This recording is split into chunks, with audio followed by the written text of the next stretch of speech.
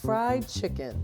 It's never going out of style. I'm sorry, I don't know anyone who doesn't love fried chicken, so I'm going to teach you how we make it at Brown Sugar Kitchen.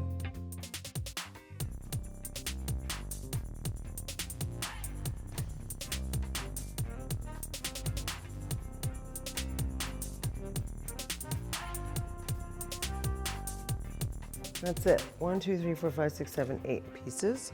Next, we're going to rub it with the blackening spice. Blackening spice, one of my favorite spice mixtures, is cayenne pepper, sweet paprika, thyme, oregano, freshly ground black pepper, onion powder, garlic powder, and salt. Just whisk that until really well mixed and try not to sneeze. Then we have some dried tarragon and some freshly chopped parsley. Then it's just getting your hands dirty and really rubbing that in.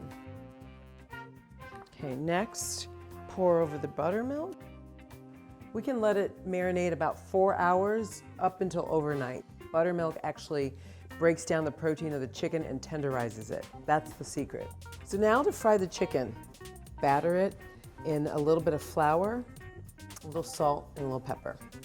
When is the oil hot enough? What you do is take a little flour and test it. So if the flour kind of bubbles, then you know your oil is hot enough. The chicken is going to stay in the oil for about 5 to 7 minutes till the skin gets crispy. Then we're going to transfer it to the rack and finish cooking it in the oven.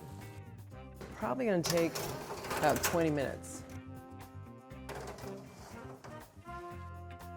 By cooking it on this rack, a lot of the excess oil drizzles down, skin gets nice and crispy, but you don't have all that extra fat. I'm going for this piece right here. Okay, what the heck, 2 pieces. That's how we serve it at the restaurant. Chicken and waffles.